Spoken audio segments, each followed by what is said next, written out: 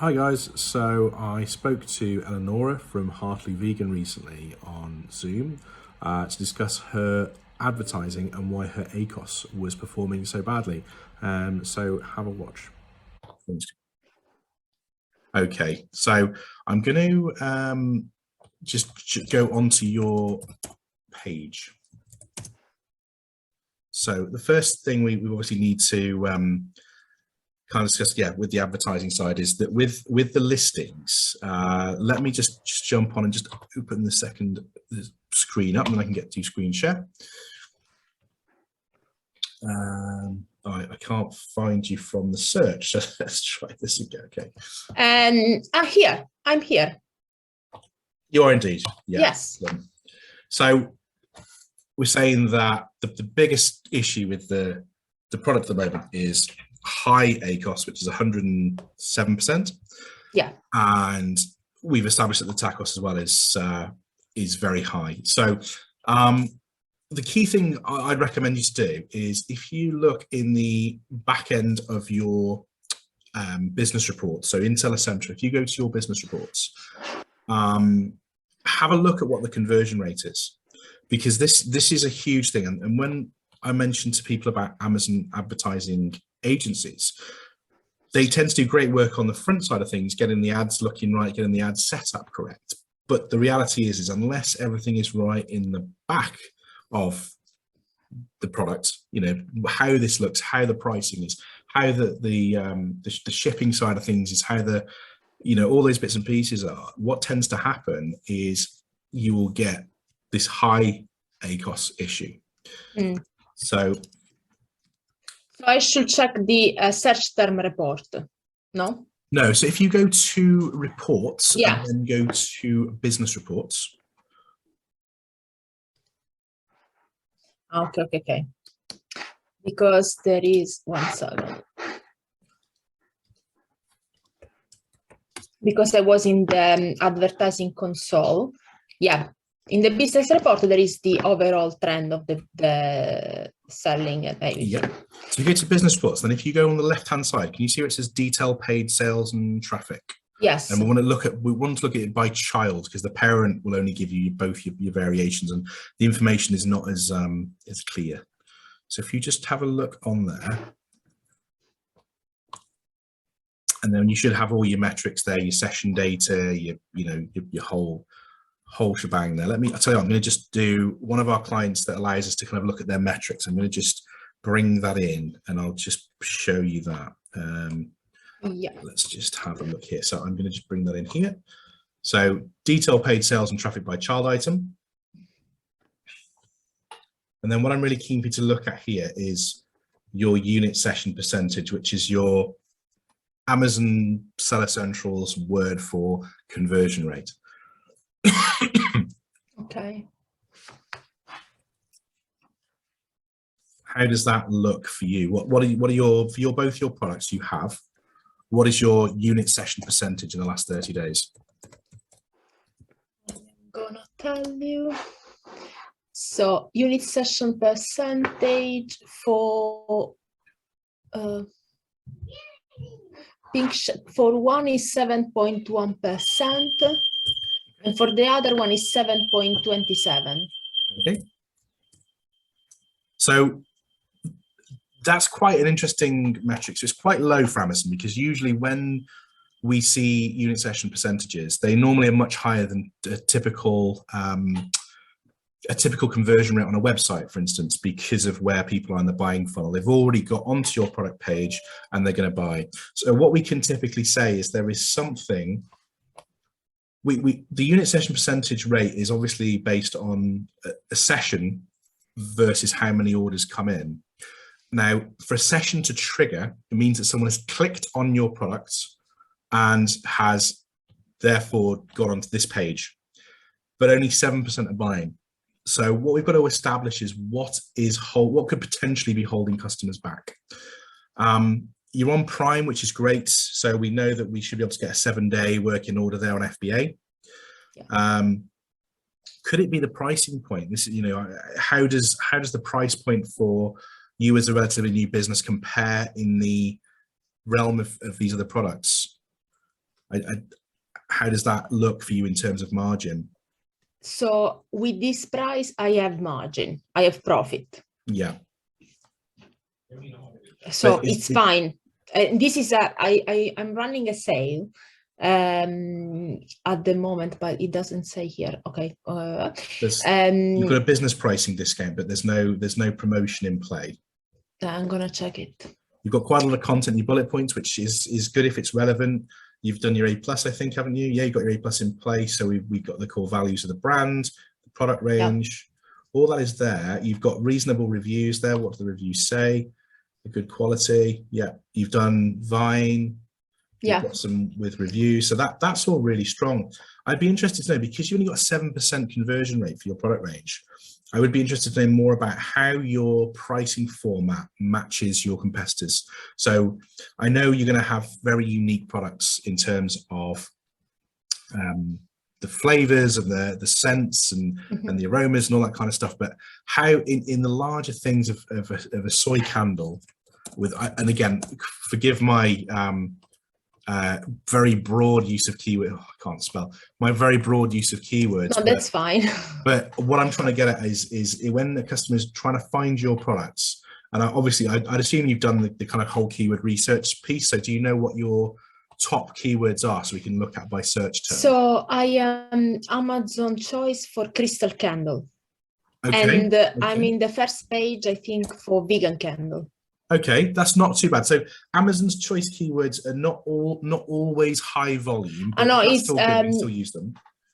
It's maybe candles, because there is vegan candles. Yeah. So for one of the two, I'm here at the moment. Yeah. So I'm anyway in the first page. Yeah.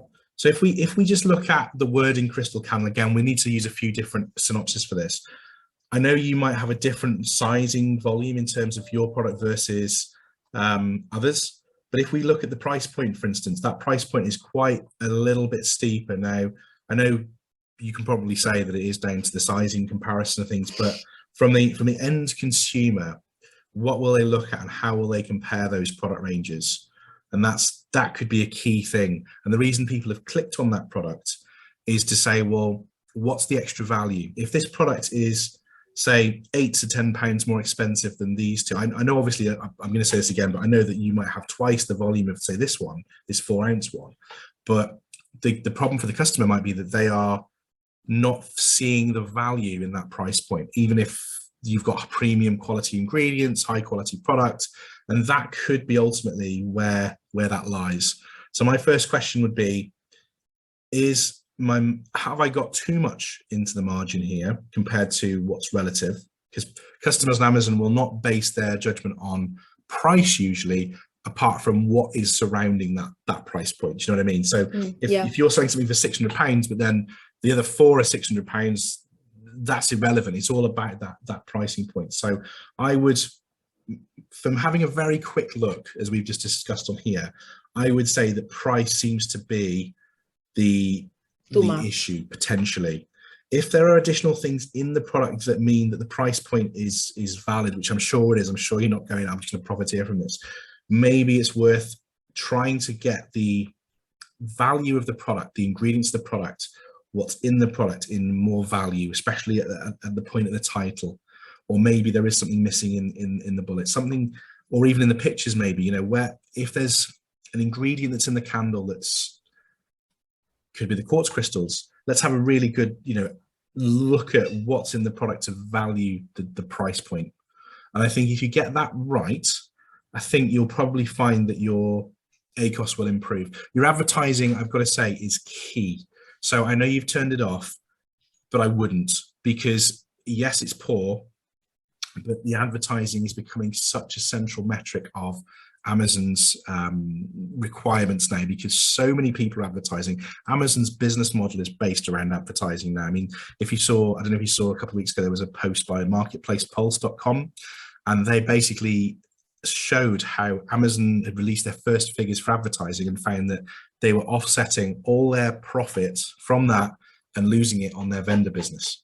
So the advertising part is so important. And like I said to you at the beginning before we had the video is, you've got to look at the bigger picture, because advertising sales impact where your product is organically, because the whole algorithm matches on sales velocity. So that's what we've got to look at there. Okay. The other format as well, and if you want to do this, do you want to share your screen and I can kind of have a look at the, I'll tell you what I'll do. I'll just I'll stop mine, and then I'll enable it for you. Just if you can do share screen with me inside your advertising campaign, I'll give you a bit of a kind of overview of what I would do. Yeah. Okay, so this is the page you asked me to have a look at. That's lovely. So yeah, so we've seen some low, you've got some nice session rates there, but low conversion rates, I would say. And again, that's relative to the campaign and relative to your product category. But for me, that's quite low. And, you know, in terms of how we would look at it from our customers, that would be very below par. So there's definitely a reason why, and I think it probably is pricing. The products look really nice, and you've had some good Vine reviews there, so people can trust the product. Just, is that price point relevant to others? Yeah, if you just go to your advertising, yeah, you've got your advertising tab. Scroll down. Oh yeah, okay. Sorry, I had the bar for the share screen on top of my window. If you just go onto on the left hand side, if you just go to where is it? It's the second one down. There you go. So got that one. No, that one. That's the one. And go to Campaign Manager. Okay. So just interested how you've done your structure. From March. Yep. Just interested to see how you've done your structure around your advertising. So you've got your ROAS there. I normally turn on ACOS because ACOS is the metric we've always kind of used, and it's the same. It's the reverse of ROAS. Okay. Yeah. So the problem, I was in contact with an Amazon marketing advertiser. Yeah. For 2 times. Once in end of December and once in I think end of January, beginning of February. They helped me. So the last one helped me set up automatic targeting, automatic campaign, and then a product campaign, display and brand. I set up £50 per day, but I didn't get the result, and he left me, abandoned me. So I didn't check. Please, we schedule a follow-up. Yeah. But it never happened. So the best thing to do as a brand new business on Amazon is absolutely right on the automatic campaigns, because the automatic campaigns will, you probably know, but they basically will attribute keywords that customers actually search for based on what's on your listing. So as long as the listing's keywords are right and the product is structured correctly, automatic keywords will generate search terms that will give results. And I use the term for the manual. And you can pivot those into your manual campaigns, filter out the ones that are bad, and you can develop your campaigns. So that's exactly how we do it. And we make sure that we have one campaign per ASIN. And once we make our manual campaigns, we break those down further into broad, phrase, exact. We also look at product targeting and all that. Now, what the person has told you about doing your branded advertising, I wouldn't do at the moment. Branded advertising is higher up in the funnel. So what effectively will happen is people will click, they will see it, but normally the return investment is normally much, much poorer, because it's more about the branded advertising across the top of the category pages. At the moment, you want to keep it small, get it right, and do your sponsored product campaigns only. But so you've done the right thing there in automatic campaigns. It'd be interesting if we jump into that automatic campaign that you've got there. I know it's turned off. Yes. Just to see the process of how you've done it. So you've archived that one. It's archived, yeah. So you've got the product there, and have you used negative targeting? Have you filtered out good keywords? So no. Okay. So if not here, in other campaign I did. I think it's because you're a level too high. If you just jump into your ad groups, so just click on the ad group and then go to that one there, And then if you look, no, sorry, forget about this one. I need to do another. This is the wrong one. I just realized it. That's okay. It's the one that I'm not running. I ran out of product. Manual. No. And no, what is it? You can also filter as well at the top if you want to filter your automatic campaigns. Yeah.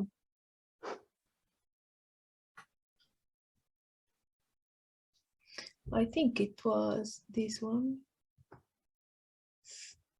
Oh, this one. Maybe this one. That's okay. It doesn't matter which one. I just want to see how you've done the structure. Yeah. No, so no, just jump back into your ad groups. You want to go into your ad group first of all. There you go. So that product's not available anymore, but yeah, you want to make sure that you're looking at the search terms, seeing what search terms are working, what customers are finding, and then seeing if they're converting for you. Because something that's really important that so many people don't do and advertisers don't do, and it's something that we absolutely push for, is if you get a relevant keyword that's clicking and not converting, and you know that keyword is relevant, instead of just turning it off, going, well, it's 10 clicks, it's irrelevant, I'm going to turn it off. Find out why, understand why that keyword is not converting. There'll be a reason for it. If someone's put, I don't know, soy wax coconut candle, and they haven't bought your product, it's going to be down to the listing rather than the keyword and the advertising. And this is why automated advertising processes do not work. You've got to have a human being to be able to understand those search terms and what people are doing with it properly. I'm not finding it. It's okay. Messed up somewhere. Don't worry too much about it. It's just wanted to see the actual. I just checked the spend for the search keyword. I checked the keyword that was spending much more money, and they didn't give me any result, and I put them in the negative keywords. Yeah.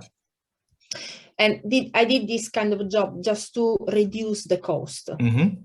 And then I waited, so I'd see what happened with the remaining keyword.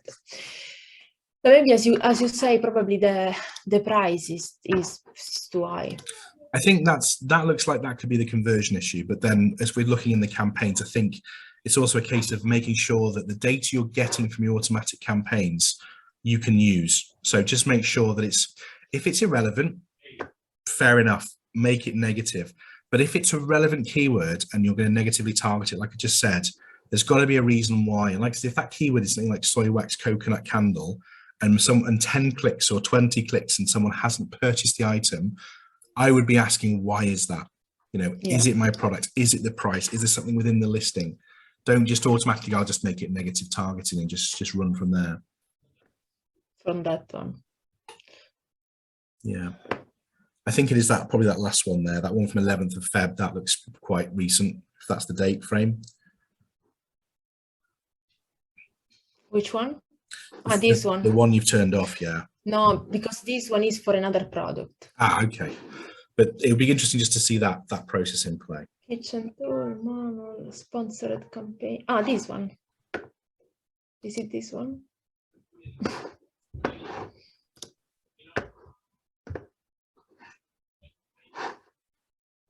So I run the automatic one. I check the product.